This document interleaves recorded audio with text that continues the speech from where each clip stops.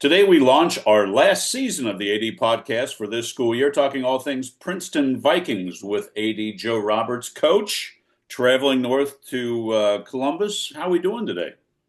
Hey, Rob, it is great to hear from you. Yeah, finally seeing a little sunshine after a few days of rain and dismal weather, but it's cold, but seeing a little sunshine as we head to the OHSAA office this morning. Yep. Well, keep your eyes on the road, and we'll talk all things Vikings. But before we jump into the spring season, I know there's three sports that we wanted to tee up real quick because we ran our shows through the rest of the regular season and winter, but there were some excellent performances for girls basketball, girls wrestling, and boys basketball. And let's just briefly discuss. Let's put a bow around those three seasons and let the fans know how things wrapped up for them. Yeah, absolutely. What a winter we did have, and hats off to every one of our student athletes and coaches this past winter. But, I did want to touch just a little bit again. The boys basketball team grabbing a GMC championship and bringing that back to Princeton. I can't tell you without looking at it and getting into the numbers, the last time a school was a GMC football champion and a GMC boys basketball champion in the same year. It's a lot of work, and that's a grind. And hats off to the Viking boys basketball team for that.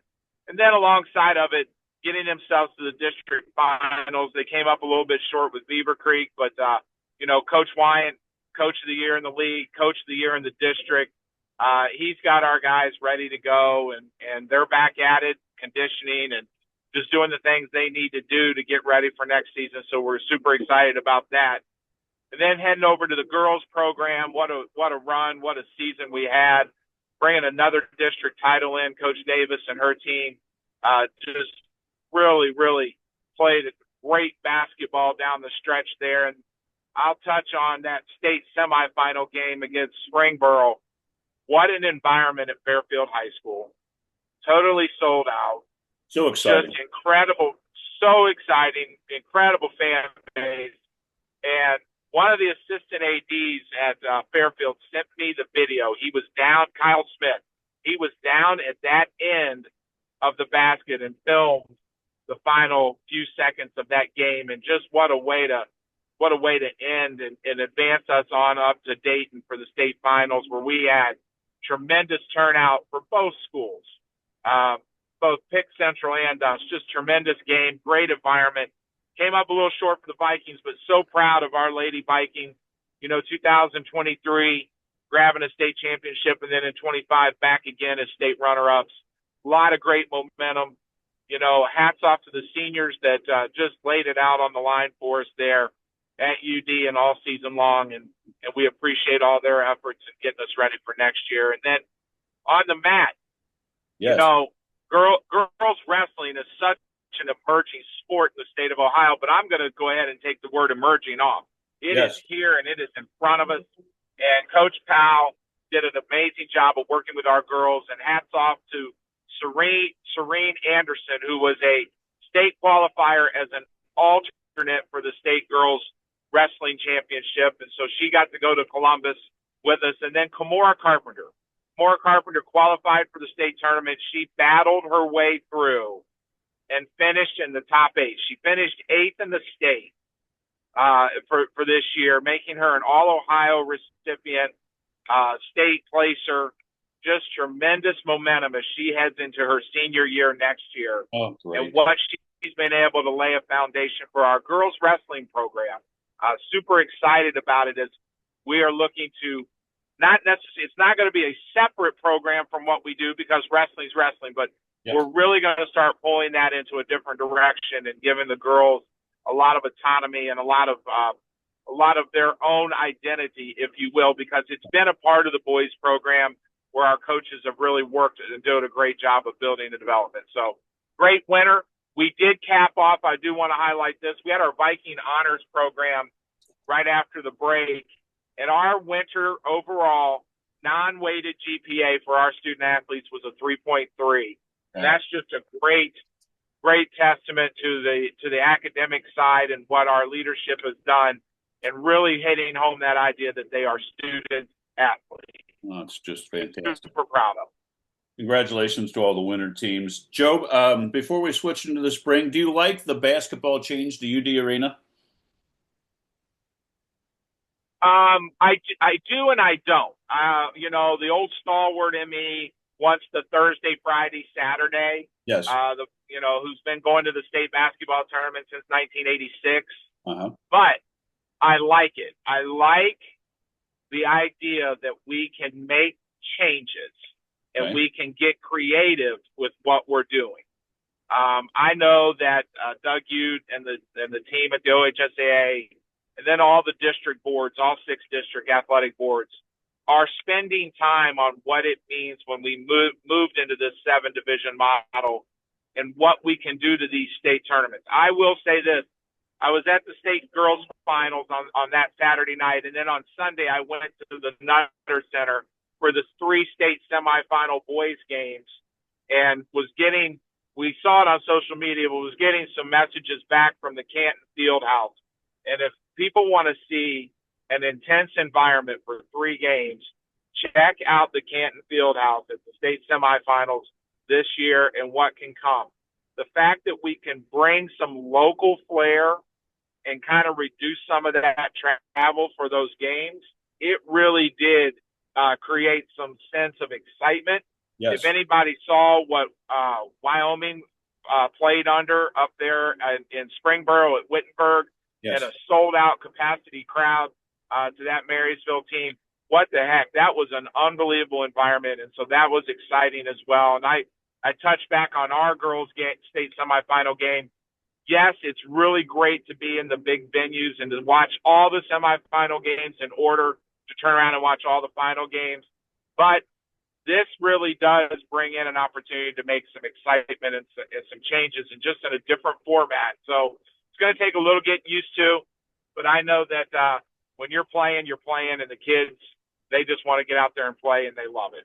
Yeah, no, that's great. That's a good cap on that. Well, congratulations on the academic piece with winter sports teams and the ones that really excelled once they got into the postseason. So congratulations to them. Let's jump into a soggy spring season. We'll start off with baseball. Currently 1-2. I wonder if they'll play today. I know the sun's out, but it's not very warm, and we got a boatload of rain. I know you're hosting Sycamore in GMC Yeah. play. Boy, I'll be so surprised if that gets played today. Well, I'll tell you, Darren Schreiber and Greg Spicer from our grounds department, they sent a text this morning. They're going to try to work their magic today. Now, I don't know if we will be able to either, Rob, but man alive, the crew will do what they can to get those kids a chance to get back out on that field and play baseball. Right. The beauty of it is the field drains really well. We are going to have some great sunshine all day today. Yes. So, we'll see how that looks. But we opened the season with Kinston, who I'm not sure where they are right now, but they were preseason ranked 14th in the state, and they were out on a little spring break trip, and they had come down. And Friday night on their way back home, Friday night, I believe they played Harrison. Saturday morning, they got a game in over at New Richmond, and then they came to us Saturday afternoon. Sure. And played us in a game. And man, we played great baseball to start the season. We really did. Super proud of them. Super proud of our kids. It was a great way to start. But you turn right back around on that Monday, and you got Mason. Right. And so there's no rest. You enjoy that moment. There's no rest. I think that the kids played extremely hard against Mason and battled. Came up short. I believe the score was 6-5, if I remember correctly. But they were down. They were down most of the way, and then they fought their way back into the game. And then on the other side too, they came up short again at Mason. And then all of a sudden the rain came. So the guys have been down a little bit, resting a little bit, practicing. I know Coach Gino and his staff have been doing a good job. They've had to go inside quite a bit because of the weather, but they need to get some games in. And that's the hard part about Ohio baseball, or Ohio spring sports, if you will, because we're all fighting the weather. Yes. I always like to brag that up in the Northeast, there's still snow on the ground. At least we don't have that. But shoot, they're talking for flurries this week. So who knows, but that's the beauty of spring. And once we can get those kids out on the field and get them playing. It's going to be full go, and that's for everybody. I was talking to some middle school baseball parents last night. They just want to get their kids out on the field. The kids want to play. Sure. So we're going to try to get that done as soon as we can. So hopefully we'll have us a little game with Sycamore tonight to kind of get that reset in the league and get things going again. Yep, Springville Elementary night if the game's able to be played, and I'm guessing they'll use a few bags of Diamond Dry today if they can get this thing in. So I'm gonna limit him to about 11, I guess. I don't know. One pallet. One pallet is all you get. All right. Good luck to them if they can get that in, and a competitive week this week. Let's switch over to softball, and let's see. We host Lakota West tonight. Yeah. 5 o'clock. Same story. If and get things dried out. Well, if the crew can get it in, we'll jump right into GMC play tonight. 5 o'clock hosting Lakota West. Yeah, and actually, and that's the downside, Rob, because the baseball field sits on a little elevation where that softball field sits down kind of in the valley, if you will. Yes. It's not going to drain as quick as the baseball field will. However, our team will work what they can, but this could be a situation where if West is able to host, we'll go there and just flip it, to try to get the game in. And we need to play.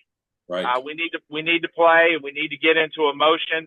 Coach White has these girls playing so hard, Rob. I am telling you, if you get a chance to catch some Viking softball, you need to do it. They do not quit. We are young. We are softball mature, but we just got to keep those bats moving and keep that arm on the mound moving. The kids are going to see a lot of success down the road. They do not quit. I was at the game against Fairfield the other night, and again, down, I think it was 9-0. And what do? We start playing a little small ball. We start hitting the ball well. Next thing you know, we're not having a run rule game. Yes. We're taking them 7 innings. Those girls are not going to put their head down. They're going to keep battling night in and night out and put the best product they can out on that field. And so really looking forward to getting the bat moving a little bit again for them. As soon as this weather breaks enough that we can, man, we're going to be ready to go. Sounds great. Well, good luck to them. Let's switch over to girls lacrosse. Let's see. They are scheduled to play Tippecanoe. At Tippecanoe tonight at 6:30. Is that still on as far as you know, Coach? Coach Short, he's a road warrior. With the construction and the renovations going on at the facilities, his matches are on the road this year, and so he's been the ultimate road warrior for us.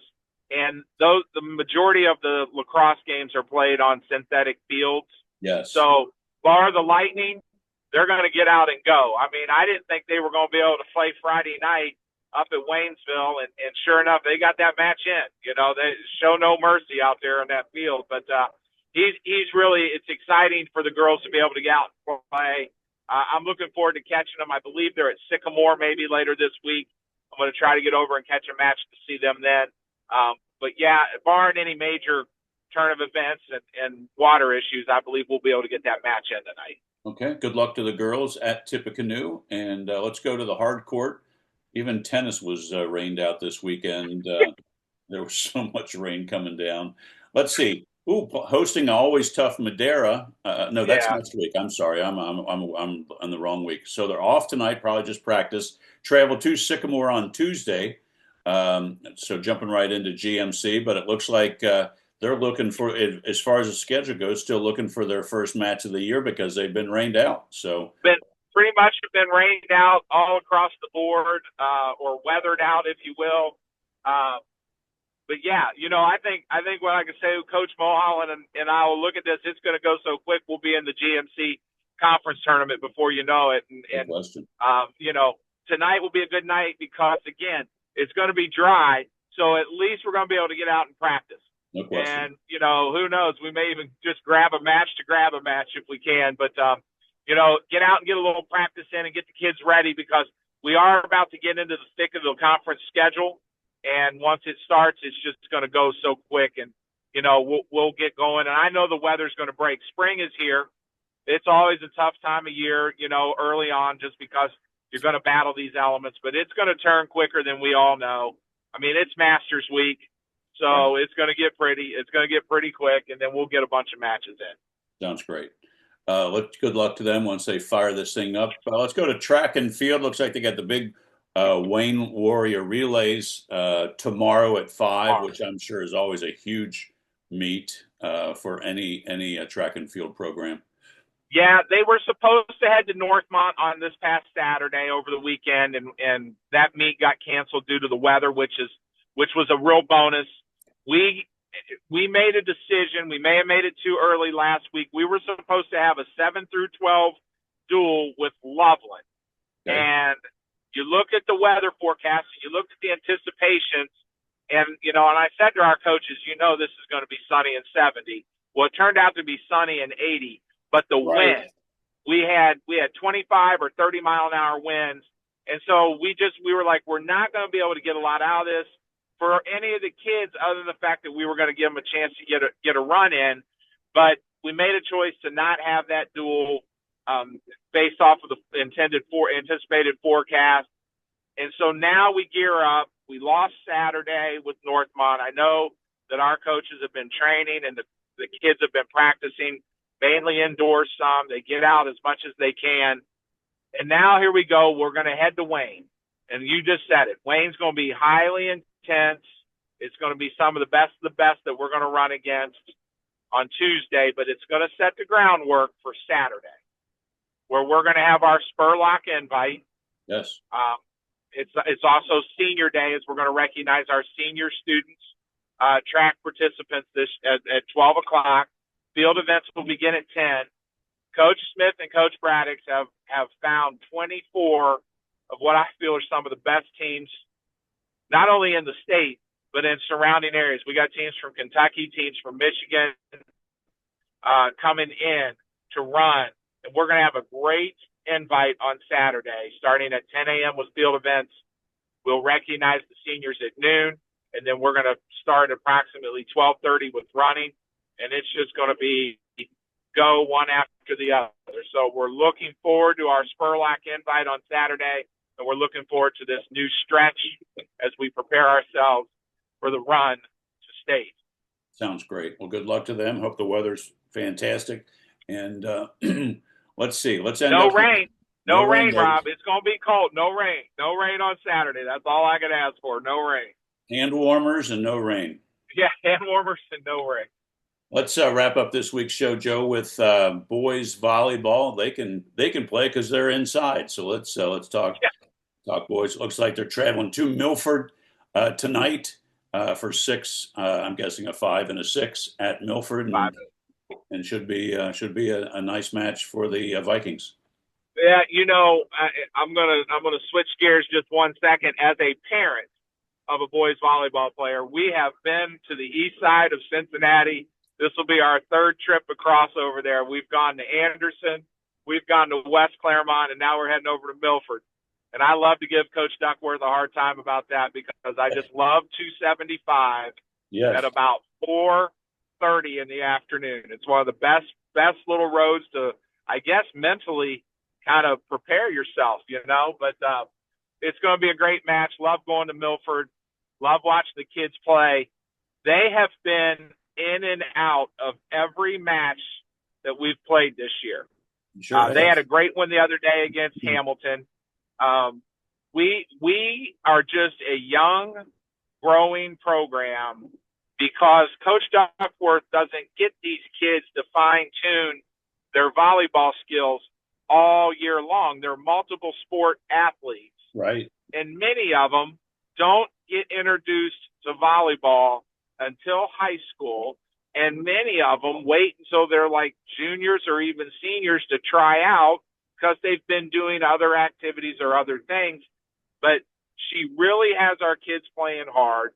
She really has a great rotation going. We've got some great height. Joey Little and Logan Brown are leading the way for our kids, and it's just really fun to watch, and looking forward to Milford. I think we go Monday, Tuesday, Wednesday of this week. And so looking forward to some great volleyball matches. And I believe we're on the road all three, if I remember right. But it's going to be good. Yeah, it sounds great. Good luck. Good luck to them, and good luck to all the Vikings teams this week as we can finally get on a roll and start playing some games. But before we sign off, I know we wanted to remind all the Princeton school residents to talk about making sure you get out and vote. Yeah, May 6th. To all of our community, just have May 6th mark on that calendar and head out to vote. It's just a great reminder of our responsibility and our liberties that we have just to get out and vote on May the 6th. Yes, and we'll hit that every show that we do, just to, if we get one person that hears us and marks it on their calendar, we did a good service. So, well, Joe, absolutely. Thanks for your time. Safe travels up and back. We'll touch base next Monday. I hope you have a great week, and thanks again for your time, Joe. Yes, sir. Thank you.